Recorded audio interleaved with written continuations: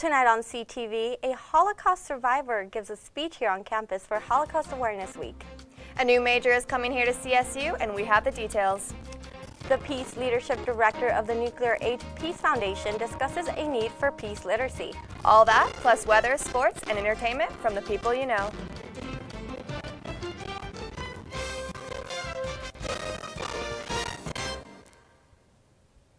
Hello and welcome to CTV Thursday. I'm Sunday Miller. And I'm Amelia Castaneda. Here's what's happening in the news near you. Yesterday evening, the Associated Students of Colorado State University passed a preliminary version of a campaign finance reform bill. Starting next year, campaigns running in elections for ASCSU leadership will receive funding taken out of student fees. However, the bill does not specify reallocations of those fees, which will be fleshed out over the 13 months leading up to next year's elections. But unfortunately, we're going to be waiting until next year to implement that. So this allows us to set the stage for it, and I'm going to be working for the next 6 weeks to make sure that we, right after the end of elections, have a solid plan that we will be able to implement next year for student fee funding for campaigns. The bill also made some requirements for the upcoming election season. Campaigns will be required to disclose of the sources of all campaign finances, along with limiting campaign expenditures to about $1,200.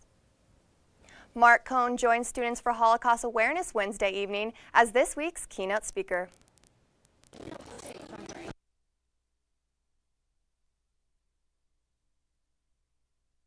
To the Laurie Student Center Ballroom as the 20th anniversary keynote speaker for Students for the Holocaust Awareness. It means a lot to me. It really means a lot seeing a bunch of people come out for this event and doing the litany of names and being able to honor all of those that we lost in the Holocaust. Mart was joined by her husband on stage. One of the things I thought she said that was really powerful is it's better to resist and join the resistance than be a slave, and that really resonated with me. I think if you have the opportunity to do something and make a difference, then you need to take that and not just sit around. Yeah, so we essentially met once a week. We started meeting pretty much as the start of this year in August, and every week we would just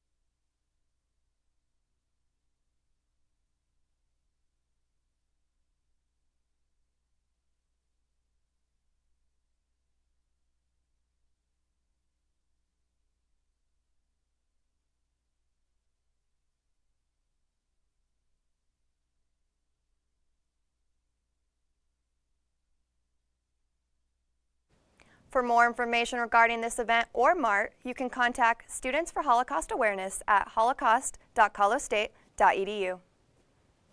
Fort Collins is one of 35 cities to receive the 2018 U.S. Mayor's Challenge, which provides the selected cities with money and assistance to encourage energy renovations in low-income homes. The grant is worth $100,000 and is targeted at climate economy. Mayor Wade Traxel said, "In Fort Collins, we are demonstrating that we can thrive as a community and lower our emissions." According to the city, this grant is expected to stimulate a $76 million private sector investment over the next 10 years.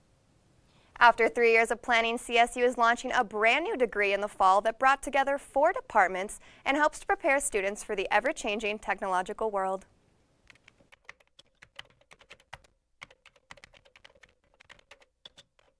Our modern world depends on data and the analysis of it in almost every field.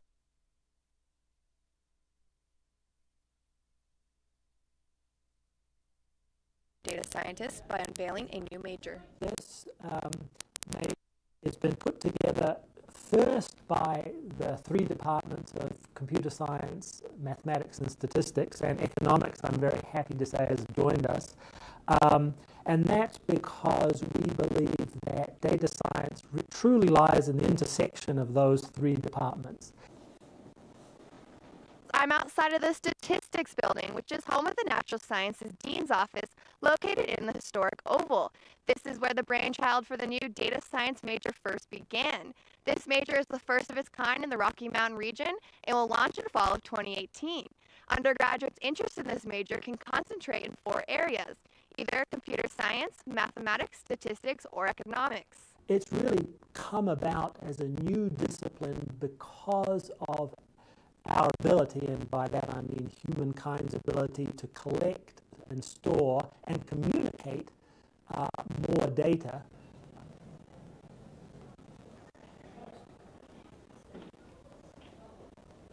Data science is that interdisciplinary combination that together allows researchers to reason about, visualize, and make sense of these large data sets. Data science is really kind of a mix of what you might do in computer science, where you're thinking about ways to program and therefore process data, but also what you might be doing in something like econometrics from the economics perspective, where you might be modeling different relationships that you see in the real world. CSU will be bringing in 6 new faculty members for the data science major, and sophomores and incoming freshmen can declare this major in fall 2018, with the knowledge that the need for data scientists is on the rise. Business, healthcare, communications, atmospheric sciences, geosciences. It's hard for me to name an area where the information revolution has had no impact. For more information on this new major, you can visit natsai.colostate.edu/data-science. Paul K. Chappell, Peace Leadership Director of the Nuclear Age Peace Foundation, discussed topics involving mass shootings and gun control to show a need for peace literacy. This event was sponsored by the Dan Linens Chapter 178 of Veterans for Peace and the CSU Center for Mindfulness. First off, community members and students gathered in the Till building Tuesday night to hear Paul K. Chappell speak about peace literacy. Peace literacy is viewing peace as a skill set, not just a goal, but a skill set and a competency. The way that we view reading, writing, and mathematics as competencies, we have to view peace in that same kind. So we have made Chappell created the idea of peace literacy after his time in the military. During the discussion, he highlighted human needs, characteristics to build a community, and peace literacy as a skill that everyone can use, including students on our campus.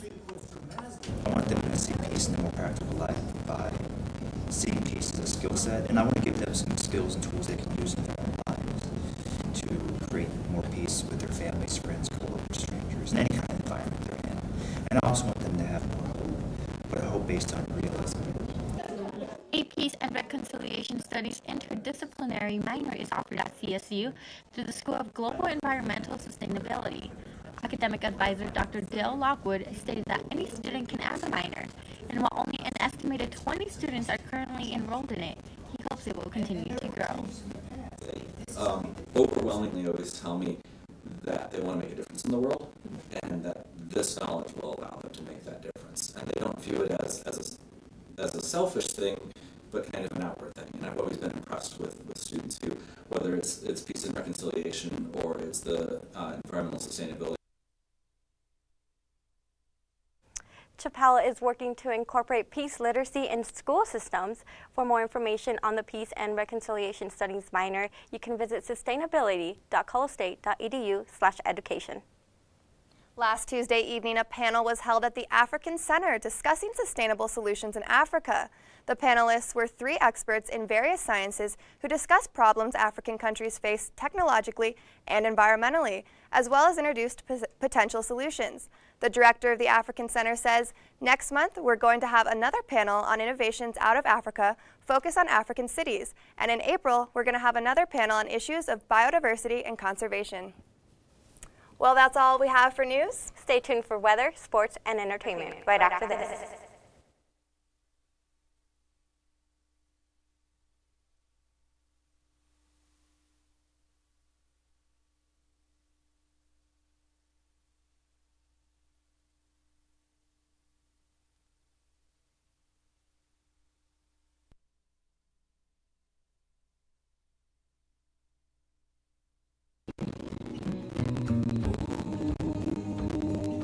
said the bottle couldn't see the ocean.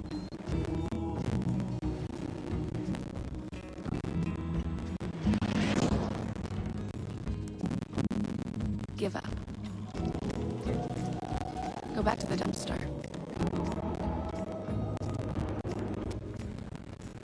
But I didn't listen. I made my way.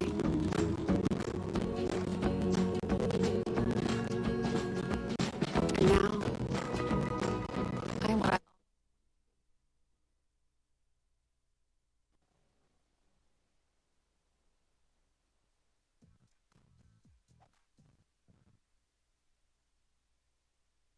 I'm weather anchor Keenan Cozart. It was a chilly day here in Fort Collins. Your current 22 degrees, partly cloudy. Your wind was at 5 miles an hour, and your sunset is at 5:44 p.m. Looking at your overnight lows, Craig, Vail, and Telluride are going to be in the low 20s. On the I-25 corridor, we're going to see some mid-20s. Pueblo at 16, Colorado at 16. Onto the plains, we have some Lyman at 9 and Lamar at 14. Looking at tomorrow's forecast, Craig 31, Vail at 31, and Gunnison at 29. Looking on the I-25 corridor, we have some 40s, 47 in Pueblo and 38 in Denver. On the plains, we see some high 40s and a toasty 52 in Lamar. Looking at tomorrow's forecast, your high is going to be 35, partly cloudy. Your wind is going to be at 6 miles an hour, and your sunset is at 5:45, staying brighter every day. For your 5-day forecast, it's going to warm up on Saturday. It's going to be windy, a little bit cloudy, 37 as your high. Sunday is going to be cloudy, but it's going to be chilly. So if you're headed out, make sure you bring a jacket with you. Headed into your first part of your week, back to school. We're going to see that good old sun with temperatures close to 50. For your Friday planner, when you wake up, it's going to be 21 degrees, partly cloudy. Moving into the afternoon hours, we're going to see windy at 9 miles an hour. Around 4 o'clock, we're going to see clouds at a high, close to 30. Into the evening, we're going to see heavy bands move into Colorado. So if you're headed out anywhere, be ready for that. Stay tuned for Jared with basketball and softball coming up next.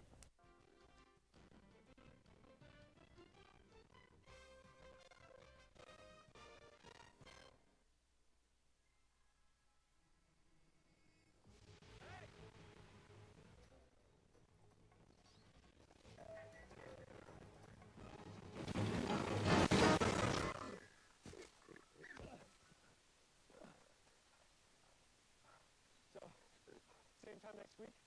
Well, of course. Put away a few bucks, feel like $1 million. For free tips to help you save, go to Feed the Pig. Alright, this is 9.5. Please do it for fun.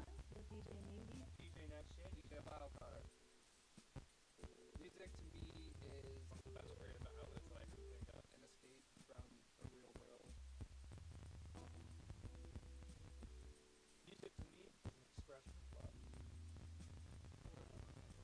From like folk to hip hop to like classic rock, 1960s bossa nova with music with like no boundaries. I work here. I love music.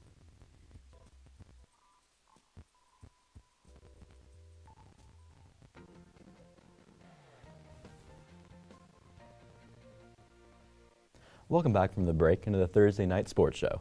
I'm Jared Stratton, here to catch you up on CSU athletics. The CSU men's basketball team took to their home court yesterday and take on the Boise State Broncos. Although the Rams started the game 8-2, the Broncos went on a 19-4 run while the Rams missed 9 shots in a row.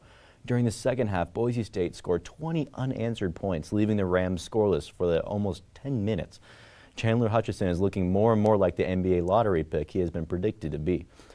There were multiple scouts who attended the game, including Nuggets president of basketball operations, Tim Conley. Hutchison scored 27 points last night and is averaging almost 20 points per game this season. He was a major factor in the win over the Rams last night, with a final score being 87-54. The Rams will look to bounce back against division leader in Nevada this Sunday at 2 p.m. The women's basketball team has lost 2 games in a row following their 6-game winning streak, pushing them down in the Mountain West Conference to 5th place. They also played Boise State yesterday, losing 55-49. This can be attributed to the Rams shooting below 30% of their field goals for the first time this season. Hange Verdi had a bounce-back game yesterday, scoring a team-high 18 points. During the Fresno State game last week, she only scored 4 points, snapping her 6-game streak with at least 10 points per game. But on a good note, she also led the team in assists for the 3rd week in a row with 12 assists during that time span. The Rams only have 2 games left this season and will need to win both games to have any chance to win their division. Their last home game will be against Nevada this Saturday at 2 p.m. In other news, CSU softball pitcher Bridget Hutton was named Pitcher of the Week in the Mountain West. This is the 2nd time in her career winning this award, and for good reason. Last weekend during the Hillenbrand Invitational, she won a 2-1 record, pitching for 2 complete games. She only allowed 4 total runs, but completely shut out Troy, helping her team win 5-0. The Rams will have their first home game against the UNC Bears on February 27th. Well, that's all the sports I have for today. Make sure to check collegian.com and CTV Channel 11 on YouTube for the latest in CSU athletics. I'm Jared Stratton. Up next is Ryan Chris talking about puppies. I stuttered a little bit at the end, but you know.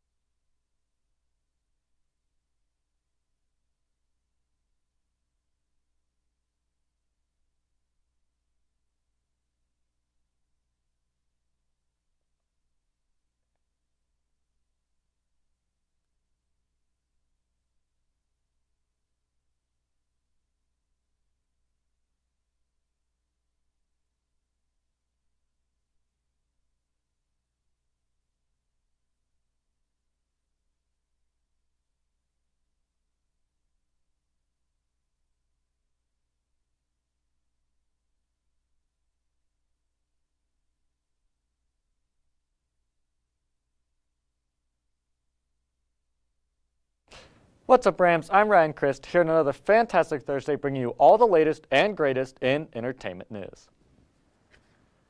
Chipotle, the only place where you can get E. coli with a side of queso, is trying to come up with a new way to get people excited about Chipotle again, since fans of the chains have been less inclined to eat there due to poor case reviews and the past health risks.